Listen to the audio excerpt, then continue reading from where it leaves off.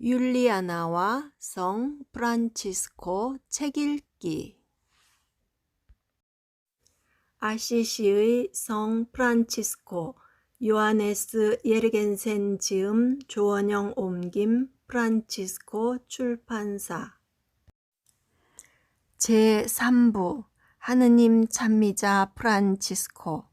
하느님의 종이란 사람의 마음을 일으켜 영적인 기쁨으로 이끌어주는 찬미자가 아니고 누구이겠습니까?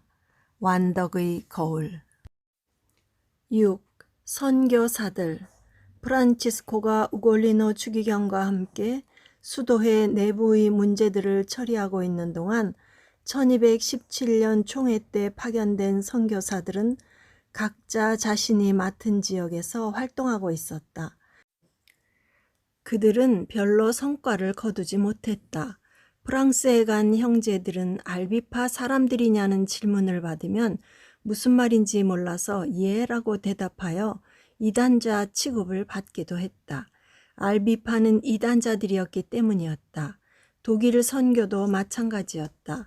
펜나의 요한이 이끄는 60명의 큰 그룹이었지만 역시 그 나라 말을 몰랐다. 다만 야라는 단어를 배웠을 뿐이었다. 이 말을 사용해서 먹을 것, 마실 것 또는 묵을 곳을 얻을 수 있었기 때문에 그들은 이 신기한 말을 애용했다.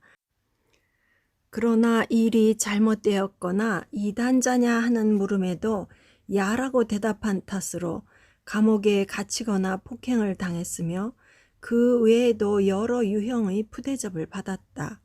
헝가리에서도 행운은 형제들을 기다려주지 않았다. 농부들은 개를 몰아 그들을 쫓아냈고 돼지치기들은 긴 막대기를 휘둘러대며 쫓아냈다. 형제들은 왜 우리를 괴롭힐까 하고 의아해했다. 한 형제가 헝가리 사람들이 우리 외투를 탐낸다고 생각하여 벗어주었지만 아무 도움이 되지 않았다. 다음에는 복음 말씀을 떠올리며 옷을 벗어주었지만 역시 농부들은 흡족해하지 않았다. 하느님의 이름으로 바지도 벗어줍시다 하고 인내심 많은 한 형제가 제안하여 그들은 바지까지 벗어주고 벌거숭이가 되기도 했다. 자노의 조르다노에 따르면 어떤 형제는 이런 식으로 바지를 6번이나 벗어주었다고 한다. 심지어 바지에 소똥칠을 하면 농부들이 거들떠보지 않으리라 생각하고는 그렇게까지 했다고 전해진다. 이처럼 욥의 고난을 접했을 때 프란치스코는 자연히 걱정스럽고 불안했다. 당시 그는 다음과 같은 꿈을 꾸었다. 꿈에 그는 작고 검은 암탉 한 마리를 보았다. 그 암탉 주위에는 병아리들이 이리저리 뛰어다니고 있었다. 이 가련한 암탉은 병아리가 너무 많아서 모두 날개 안에 품을 수 없었다. 이 암탉이 바로 내가 아닌가? 하고 중얼거리면서 그는 잠을 깼다. 나는 작고 검은 암탉이다. 내가 자식들을 돌볼 수 없는 건 확실하다. 이제는 수도회를 교회에 맡길 수밖에 없었던 것이다. 그래서 우골리노 추기경은 그를 로마에 보내 교황을 아련하도록 권고하였다. 이것은 1217년에서 1218년 겨울의 일이었다. 우골리노 추기경이 1217년 12월 5일에서 이듬해 4월 7일까지 로마에 체류한 것으로 밝혀졌기 때문이다. 이때 추기경은 프란치스코가 신임 교황과 교황청 사람들에게 어떤 인상을 심어줄지 염려했다고 한다. 그래서 추기경은 미리 설교 준비를 해두라고 일렀으나 막상 설교를 시작하자 프란치스코는 아무것도 생각이 나지 않았다. 이런 일은 흔히 있었다. 이럴 경우 그는 즉흥적인 설교를 했고 미리 준비했을 때보다 더 훌륭한 설교가 된 적도 종종 있었다. 이러지도 저러지도 못할 경우에는 강복만 주고 돌려보냈다. 교황 앞에 섰을 때도 그러했다. 프란치스코는 두려움 없이 무릎을 꿇고 강복을 청했다. 그리고 말을 시작했는데 너무나 황홀한 분위기에 빠져 마치 계약의 궤 앞에 선 다윗왕처럼 리듬에 따라 발을 움직이기 시작했다. 하지만 조금도 우습지 않았다. 교황과 추기경들은 이 주목할 만한 사람에게서 크게 감동을 받았다. 마지막으로 프란치스코가 우골리노 추기경을 수도회의 특별한 보호자로 정해주시기를 간청하자 교황은 쾌히 승낙했다. 프란치스코는 로마에 머무는 동안 우골리노 추기경의 주선으로 도미니코를 알게 되었다. 위대한 수도회를 창설한 이 스페인 사람은 작은 키에 맨발로 아시시에서 온 하느님의 가난한 사람을 보고 크게 감탄했으며 깊은 감명을 받았다. 그는 우리 수도회를 하나로 합칩시다 하고 프란치스코에게 제안했지만 그는 동의하지 않았다. 도미니코는 새끼줄로 된 허리띠를 달라고 프란치스코에게 청했다. 그리고 얼마 후 두 창설자는 포르지운 쿨라에서 재회했다. 도미니코가 세상을 떠나기 1년 전에도 그들은 로마에서 한 번 더 만났다. 1220년에서 1221년 겨울의 마지막 만남에서 마음속으로 성직계의 개혁을 꿈꾸던 우골리노 추기경은 프란치스코와 도미니코에게 두 수도회의 수도자들을 고위 성직자로 임명하겠노라고 제의했다. 이들은 거절했다. 내 형제들은 작은 사람들입니다. 큰 사람이 되어서는 안 됩니다. 하고 답변했던 것이다. 1220년 도미니코가 볼로냐에서 개최한 성령 강림 총회에서 그의 수도회의의 소유권의 포기를 채택한 것은 프란치스코의 영향이었다. 단지 1218년에만 그는 수도회 소유 재산에 대한 교황청 승인을 청원했다. 그리고 임종 때 그의 형제들이 복음적 가난을 침해하는 경우에는 저주하겠노라고까지 선언했다. 1218년 첫 성령 강림 총회가 개최되었을 때 우골리노는 수도회의 보호자 자격으로 참석했다. 형제들은 장엄한 행렬을 지어 환영했다. 우골리노는 말에서 내린 뒤 화려한 옷을 벗어버리고 작은 형제회 수도복으로 갈아입고는 맨발로 포르지움 꼴라를 향하여 걸어갔다. 그는 이 작은 성당에서 창미사를 드렸다. 프란치스코는 부제로 복사를 하면서 복음을 봉독했다.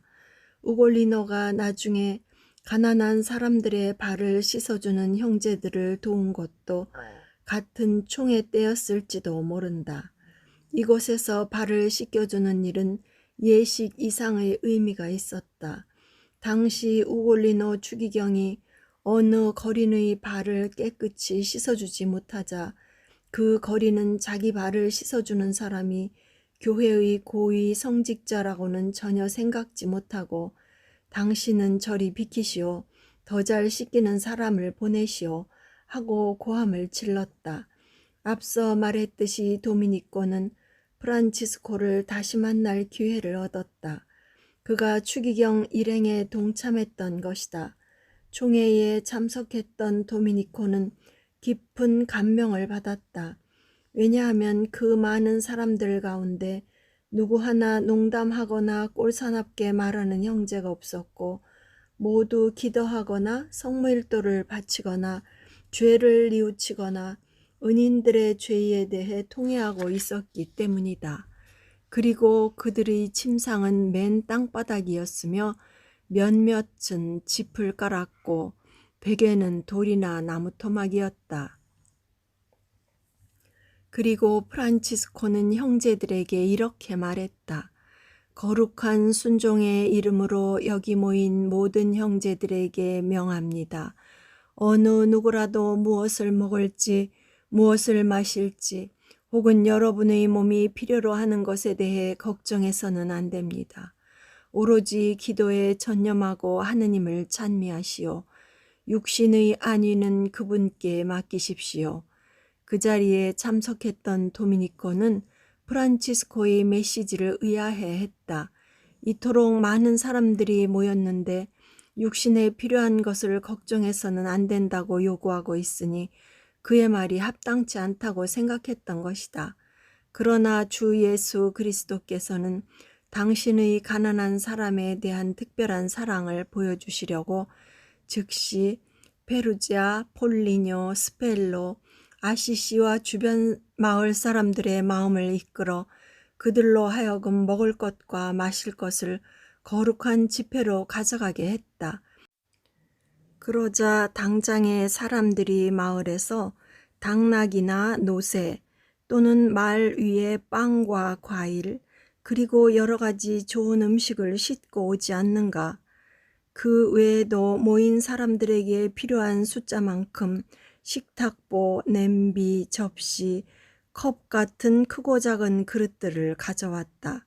형제들에게 가져가는 만큼 더 큰 행운이라고 생각했던 것이다. 이 집회 동안 근처 주민들의 아량은 매우 넓어서 이 모임에 참석했던 자노이 조르다노는 많은 음식을 처리하기 위하여 이틀이나 더 머물러야 할 정도였다고 한다. 다음 해 1219년 5월 26일의 성령 강림 총회 때는 2년 전에 애석하게도 실패했던 선교 문제를 다시 다루기로 결정했다. 우골리노 추기경은 그 사이에 형제들이 가는 여러 지역에 그들을 소개하는 편지들을 보내어 그들이 일할 수 있는 길을 준비했다.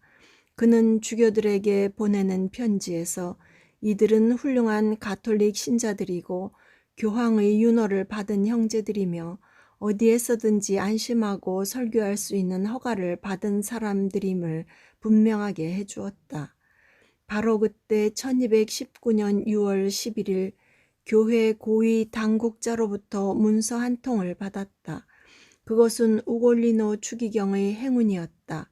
이 문서는 형제들이 만나게 될 대주교, 주교, 수도원장, 부제, 부주교와 기타 고위 성직자들에게 형제들을 소개해주는 호노리오 교황의 추천장이었다. 이 교황 교서에는 이렇게 적혀 있었다. 이 편지 소지자는 훌륭한 가톨릭 신자들로서 사도들의 표양을 따라 하느님의 씨를 뿌리는 사람들이며 교황청이 승인한 생활 양식을 살아가는 사람들이라는 것이었다. 선교단 지도자들은 각자 이 문서의 사본과 새로운 형제들을 입회시킬 수 있는 프란치스코의 승인을 받고서 작은 무리를 이끌고 앞장서 선교 여행을 떠났다. 이번에는 독일의 선교사를 파견하지 않았다. 튜튼족들의 감금과 폭행에 대한 형제들의 공포심이 컸기 때문이었다. 한편 에지디오와 엘렉토 형제는 튀니지로, 아래쪽의 베네딕토 형제는 그리스로, 파치피코 형제는 프랑스로 갔다. 프란치스코의 옛 계획을 재현할 목적으로 선발한 소수의 형제들은 모로코의 미라몰린에게로 갔다. 튀니지 선교는 슬픈 종말을 고했다. 에지디오와 그의 동료가 강제로 배에 실려 귀양당했던 것이다. 선교사들의 활동이 회교도들과의 골치 아픈 문제를 야기하게 될까봐 그 지방의 그리스도인들이 한 짓이었다. 곧바로 형제들과 이별했던 엘렉토 형제는 얼마 후 치명했다. 그는 양손으로 수도규칙을 꼭 쥐고 수도회에 입회한 뒤 범했을지도 모르는 죄를 통회하면서 무릎을 꿇은 채 순교하였다. 프란치스코는 미라몰린에 간 형제들을 걱정하고 있었다. 그들은 비탈레, 베라르도, 피에트로, 아주토, 아크루소리오, 오토였다.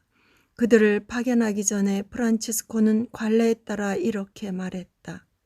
내 아들들이여, 하느님께서는 형제들을 사라센들의 땅으로 보내시어 당신의 신앙을 선포하고 모하메드의 율법과 싸우도록 내게 명하셨습니다.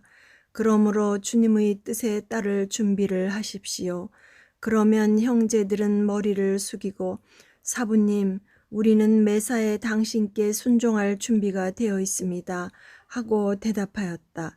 프란치스코는 이같이 완전한 순종을 보고 크게 기뻐하면서 사랑의 마음으로 그들에게 말했다. 가장 사랑스러운 아들들이여, 하느님의 명령을 더 잘 수행하려면 여러분 안에 평화와 일치, 끊을 수 없는 사랑이 있어야 합니다. 아무도 질투하지 마시오. 질투는 죄를 저지르는 기회가 됩니다. 고통이 오면 인내하고 모든 일이 다 잘 될 때는 겸손하시오. 가난과 순종 그리고 정결을 지키면서 그리스도를 본받으시오. 주 예수 그리스도는 가난하게 탄생하셨고 가난하게 사셨으며 가난을 가르치시다가 가난 속에서 돌아가셨으며 정결을 사랑하심을 보여주시려고 동정녀에게서 탄생하셨으며 동정을 지키셨고 동정이기를 권하셨으며 동정녀들에게 둘러싸여 돌아가셨습니다. 그리고 그분은 탄생에서 돌아가시기까지, 아니 십자가에서 돌아가시기까지 순종하셨습니다. 하느님께만 희망을 두십시오. 그분이 인도하시고 도와주실 것입니다. 수도규칙과 성모일도서를 가지고 가시오. 매일 시간경을 다 바치십시오. 여러분은 훌륭한 비탈레 형제에게 순종하시오. 오, 내 아들들이여, 나도 여러분의 훌륭한 뜻을 보니 참 기쁩니다. 그러나 여러분과 이별해야 한다니 내 마음은 괴롭기 짝이 없습니다.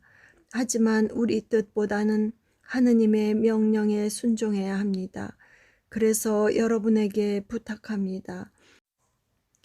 항상 눈앞에 우리 주님의 순환을 떠올리시오. 힘을 주실 것입니다. 그분을 위해 고난을 감내하도록 안배해 주실 것입니다. 그래서 이들 거룩한 형제들이 대답했다. 사부님, 사부님이 원하시는 곳으로 우리를 보내주십시오. 하지만 사부님, 당신 명을 따를 수 있도록 기도로써 도와주십시오.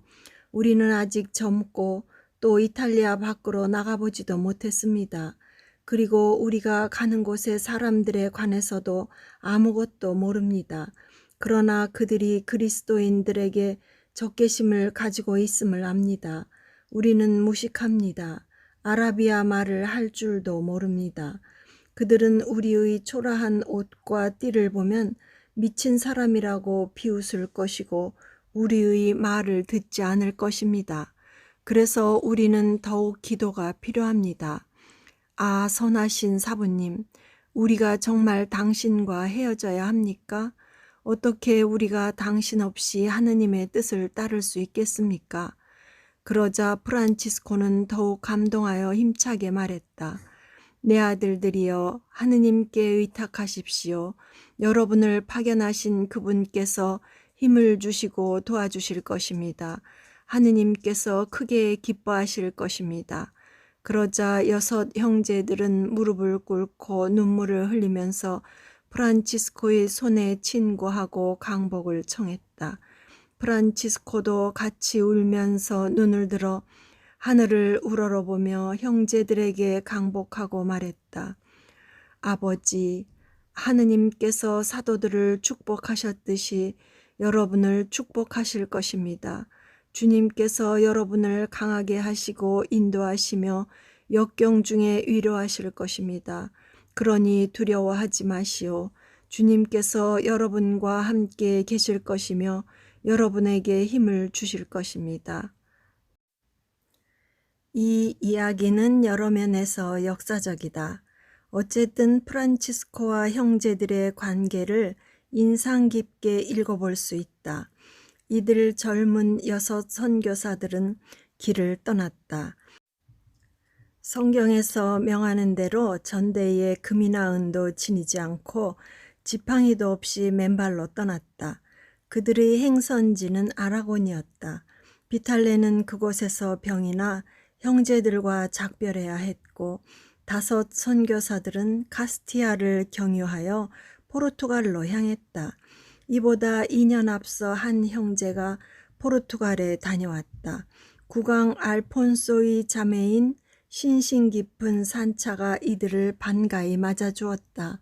알랭퀘르의 작은 성당을 그들에게 기증하고 집도 지어주었다. 그 후 오래지 않아 왕비 우라카는 코임브라 근교에 있는 수도원을 이들에게 기증했다. 그 다음 5 선교사들은 당시 모하메드가 지배하던 세비야를 향해 떠났다. 세비야에 도착하자 그들은 마을 안의 중요한 모스크 밖에서 설교를 하기 시작했지만 곧 체포되어 당국에 인계되었다. 모로코에 거주하던 미라몰리는 당시 아부 야곱이었다. 그는 부친 모하메드 엘 라시르가 1212년 톨로사에서 패배한 이후 그리스도인들을 의식하여 자기 군대의 지휘관으로 그리스도인을 임명했던 사람이었다. 이 지휘관은 포르투갈의 왕자 돔 페드로였다. 그는 왕인 형과의 불화 때문에 모하메드의 제안을 수락했던 것이다. 아부 야곱은 온순한 성격의 소유자였다. 그의 가장 큰 즐거움은 양치기 놀이를 하거나 손수 양떼를 몰고 목장으로 나가는 일이었다. 세비야에서 5명의 작은 형제들이 그에게 이송되었을 때 그는 자신이 그들의 운명을 결정할 수 있는 위치에 있어서 이들을 석방시킬 수 있음을 기뻐했다. 어쨌든 형제들은 감옥에 갇히지 않고 그리스도교 신자인 돔 페드로가 있는 곳에 살게 되었다. 형제들은 이 자유를 이용하여 시장과 길거리에서 설교하기 시작했다. 이들 중 특히 선교단의 책임자였던 베라르도가 아라비아 말을 조금 배웠다. 어느 날 미라몰린이 시외에 있는 부친의 묘지로 말을 타고 가다가 베라르도가 마차 위에 올라서서 설교하는 곳을 지나게 되었다. 그는 5 형제들을 벌하지는 말고 그리스도인들의 땅으로 즉시 돌려보내라는 명령을 내렸다. 이 명령 수행 임무는 돔 페드로에게 위임되었고 5 형제들은 세우타로 호송되었다. 그리고 거기에서 그들을 뱃길로 귀향시켰다. 그러나 형제들은 방향을 돌려 다시 모로코로 돌아와 설교하기 시작했다. 이번에도 미라몰리는 이들을 감옥에 가두었다가 다시 석방하여 세우타로 호송시켰다. 그러나 형제들은 또다시 모로코로 돌아왔다. 돔 페드로는 내전에 출정하면서 그들을 데리고 갔다. 자신과 도시에 살고 있는 그리스도인들이 5 형제들이 선교 활동 때문에 박해를 받을까 두려웠던 것이다. 전쟁터에서 돌아오자 돔 페드로는 그들을 잘 감시하라고 지시했다. 회교도들이 안식일인 어느 금요일 그들은 탈출하여 다시 설교하기 시작했다. 그러던 중 미라몰린이 행차하여 이 사실을 알게 되었다. 이제는 살 가망이 없었다. 무서운 고문, 여러 고문들 중에서도 벌거벗긴 채 유리 파편이 깔린 침대 위에서 밤새 뒹굴게 하는 고문 후에 열린 청문회에서 5 형제들은 순교자들이 로마 심판관 앞에서 한 대답을 연상케 하는 말을 함으로써 아부 야곱의 분노를 샀다. 아부 야곱은 매우 화가 나서 자기 손으로 직접 5 형제들의 목을 자르고 말았다. 돔 페드로는 이들의 유해를 코임브라로 운구했고 왕비 우라카는 군중들 앞에서 유해를 맞아들여 성 십자가 성당에 안장했다. 이 5 순교자의 죽음이 보고된 것은 1221년 성령 강림 총회 때였다.